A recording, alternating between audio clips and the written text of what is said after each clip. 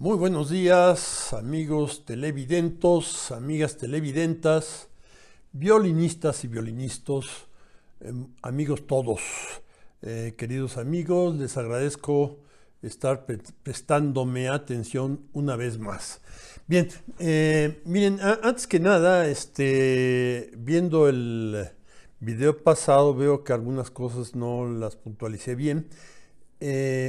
Una de ellas, respecto a los tres sucesos de Tlatelolco, Jueves de Corpus y la Guerra Sucia, no especifiqué exactamente bien, no dije el nombre de Díaz Ordaz. Solo Díaz Ordaz pudo haber movilizado, ordenado la matanza de Tlatelolco, puesto que fueron miembros del Estado Mayor Presidencial los que dispararon desde las alturas. Eso está en los papeles que dejó el general Marcelino García Barragán, secretario de la Defensa en ese entonces, para librar al ejército regular de esa culpabilidad. Esa conspiración para matar mexicanos partió de Díaz Ordaz. Y usó al Estado Mayor Presidencial. Es algo muy directo, no se puede tener la menor duda. Respecto a la cuestión del Jueves de Corpus, digamos que era parte del establishment, del aparato político mexicano, esos cuerpos irregulares que entraban en acción en determinadas circunstancias. Creo que más o menos parten de la época en que Miguel Alemán era secretario de Gobernación, cuando era jefe de la campaña de política de Ávila Camacho, que organizó los primeros, pero ya no encuadrados como secretamente dentro del Estado mexicano. Antes había habido grupos de la CROM y de otros sindicatos que actuaban como golpeadores, ¿verdad? Estos actuaban al revés para evitar huelgas y ese tipo de cosas. Bien, esto es su responsabilidad política, aunque quizás no sea su culpabilidad. De Echeverría, que es el personaje central en estos días que cumplió 100 años, ¿verdad? Entonces, en el Jueves de Corpus, por lo pronto, responsabilidad política. Y en donde sí es muy clara su responsabilidad, más que política, él sabía lo que hacía cuando le dio carta blanca a estas gentes tipo Nazararo, de la Barreda, Acosta Chaparro, todos estos tipos entrenados en la Escuela de los Asesinos, en la Escuela de las Américas. Esto esto lo sabía, claro que lo sabía. Y bueno, habrá sido presionado por los empresarios o por lo que sea, pero tomó la decisión. En fin, eso por un lado. Y por otro, hablábamos de la capacidad que tenían las finanzas públicas, y decíamos que no existía en aquel momento el IVA, que es un impuesto injusto, pero que se maneja bien. Tiene esa ventaja y aquella desventaja, ¿verdad? Injusto, pero que es fácil de manejar.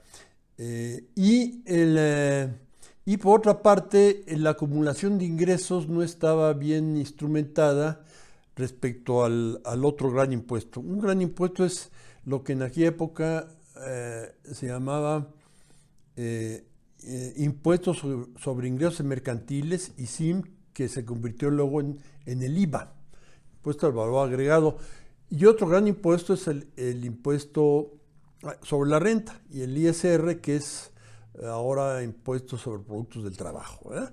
Entonces, no había el instrumento para consolidar ingresos, entonces simplemente se les contaba cada empresa les contaba a sus empleados el impuesto que le correspondía ese ingreso.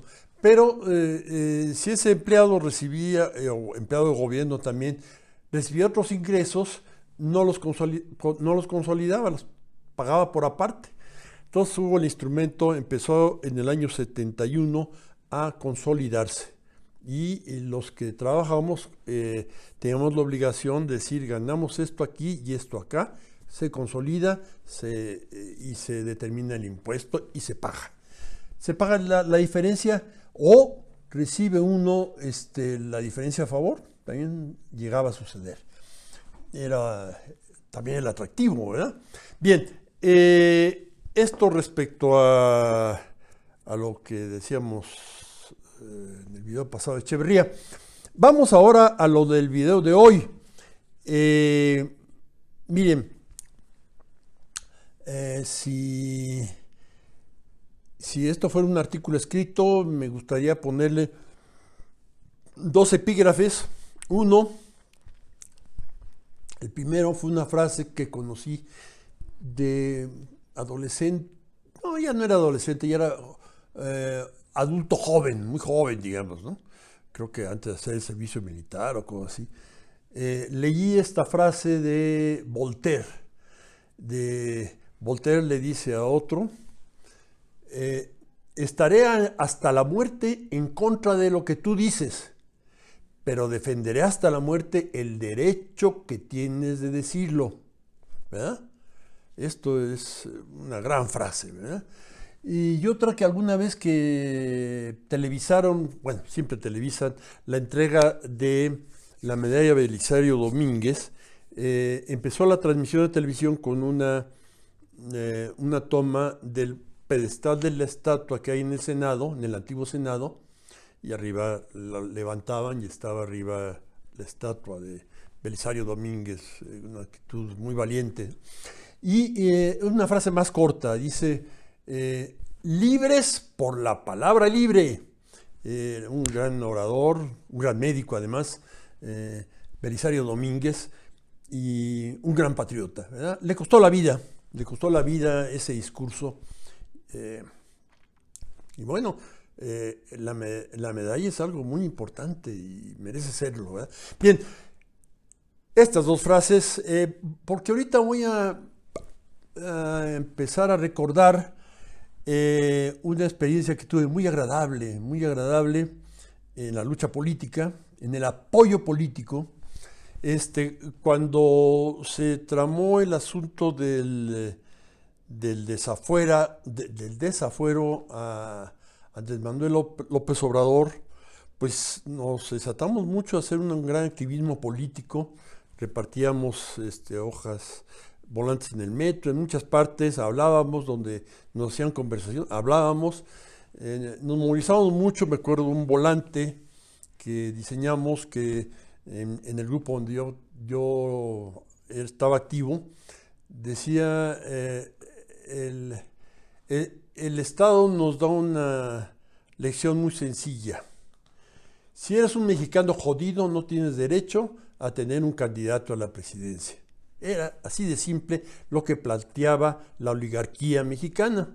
Hablábamos de oligarquía, no de Estado.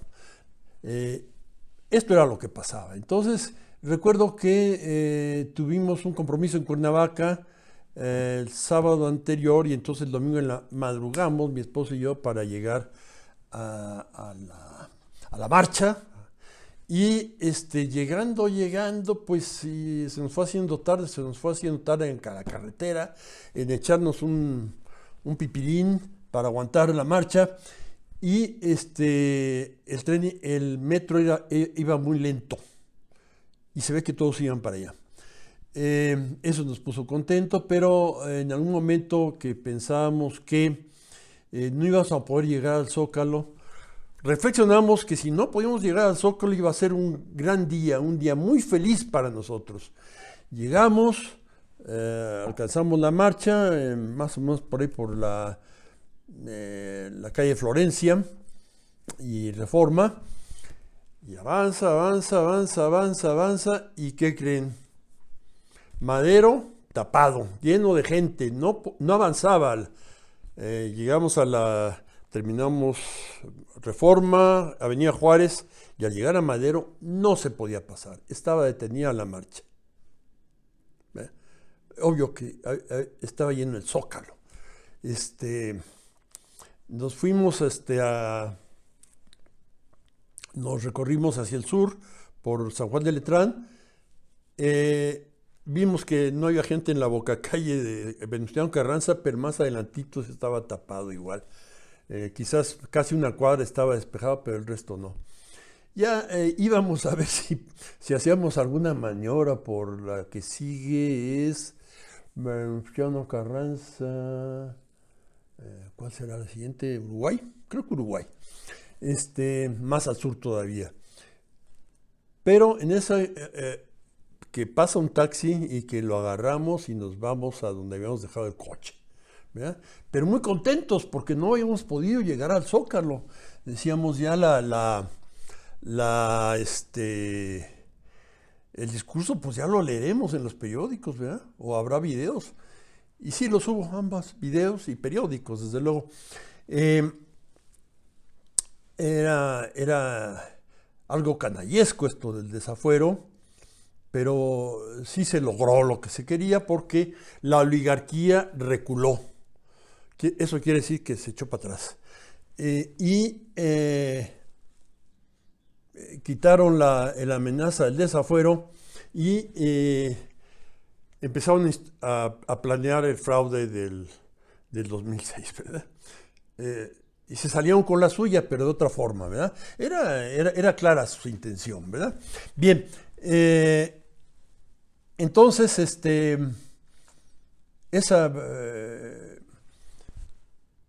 esa conciencia que nos puso contentos por la injusticia de usar la justicia, por lo canallesco que es usar la justicia como instrumento político, eso puede caer mucha gente, se amenaza con que pase ahorita, actualmente, de nuevo. En esta ocasión, la víctima sería un personaje que me es profundamente antipático, desde hace años que fue candidato presidencial, un chafa, me cae muy mal el tipo. Entonces, además para aplicar la frase de Voltaire, habría que estaría pero y me caes muy mal, ¿verdad? Confieso la antipatía. Es saludable confesar las antipatías, ¿verdad? Entonces, desde aquella vez que dijo que si México se deshiciera de los estados del sur, entonces sería una nación casi de primer mundo. No es cierto, no es cierto. Y a mí se me ocurrió luego que oí esta estupidez, se me ocurrieron algunos argumentos, pero rápidamente, ¿no? Rápidamente, uno, pues si usted tuviera ruedas sería bicicleta, ¿no? Y a ver cómo le pagamos a esos países, perdón, a esos estados, pues todo lo que contribuyeron en otras épocas al progreso de esto que llamamos México, ¿verdad? La minería y todo ese tipo de cosas. Entonces, bueno, miles de argumentos, ¿verdad? Bueno, todo tipo de argumentos hay contra esta estupidez que este caballero decía. Bien, ahora el tipo llega también con un lenguaje muy equívoco, y yo creo que, no sé si lo hizo adrede, pero el hecho es que provocó creo que hay que decirle femenino, una ciudadana transgénero, con su discurso, habló de los transgéneros como varones vestidos de mujer. No, esos son los transvesti. Los transgéneros es algo más complicado. en un vestidor no se les notaría que habían sido varones, porque pues eh, no tenían, tienen lo que nosotros no tenemos y no tienen lo que nosotros tenemos, ¿verdad? Entonces no parecía, ese varón se está metiendo al vestidor de damas, no se notaría. Sacó algo que se ha manejado en todo el mundo, ese problema del pudor femenino ante una persona sexo masculino, pero ya están las playas nudistas, ¿no? Ya que, eso, y la otra cosa de las Olimpiadas, que se van y se meten a un deporte de fuerza, pues tienen más fuerza que una atleta femenina, entonces ventaja. Todo ese tipo ya está planteado en muchas partes y es cuestión de reglamentos y no hay problema. Pero bueno, el señor Cuadri, me dicen que quiere llamar la atención, ¿verdad? O también la señora transgénero también quiere llamar la atención, ¿verdad? Entonces, y Pavarotti quería llamar la atención y hay algo feo que es el ninguneo, ¿no? Entonces, lo contrario es, aquí estoy, ¿verdad? Salir con castañuelas o una pandereta, aquí me tienen, ¿no?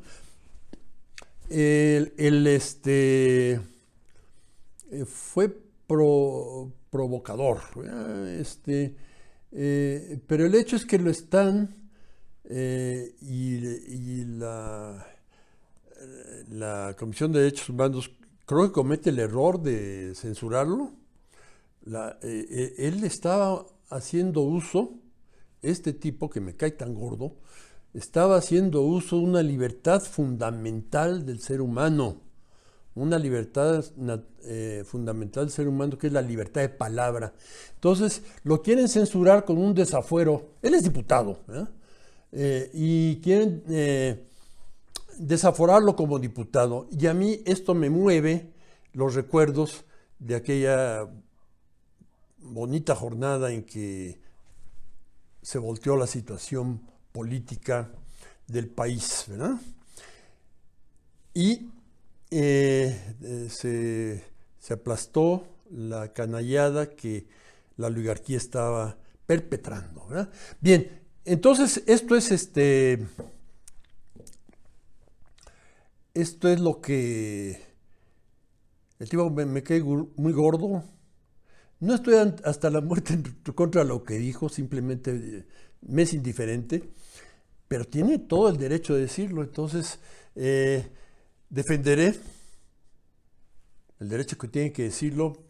Habría que marchar quizás, no sé, ya estoy muy viejo para marchar, pero creo que no se podría llenar el Zócalo, quizás marchar por Avenida Chapultepec y ver si se llena la Plaza de la Romita. Creo que sí se llenaría con algunas gentes, ¿verdad? A ver si otros, el señor Lozano, que prestan pues a la gente que lo sigue, ¿verdad? Esto es muy serio. Y bueno, no sé si el tipo entienda que pues hay dos cosas, el sexo y el género. El sexo es algo muy bien definido y solo hay dos sexos, femenino y masculino. Y a la hora que un cuate se muere, se lo sepulta una luz, una persona es sepultada por una luz y la encuentran años después, pues pueden, o por las proporciones del esqueleto, hombros, sacro, arcos ciliares, saber si es hombre o mujer. Por cierto, el hombre de Tepexpan es mujer. No deberíamos decir la mujer de Tepexpan. Eso me lo dijo un célebre antropólogo, Santiago Genovés, platicando con él, me platicó eso, ¿no?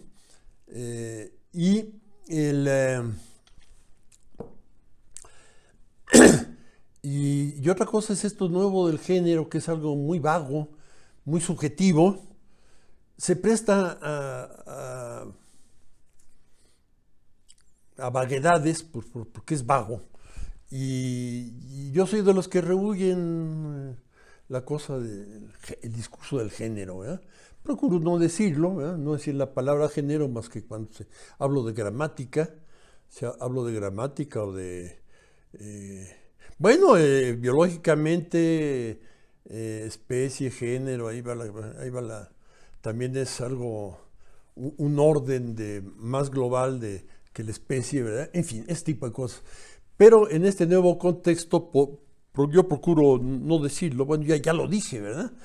Es igual que cuando yo decía que yo no hablaba de excelencia académica, bueno, al decir la frase excelencia académica ya estaba hablando, ¿verdad? Pero en un sentido de referencial, no de convicción. Entonces,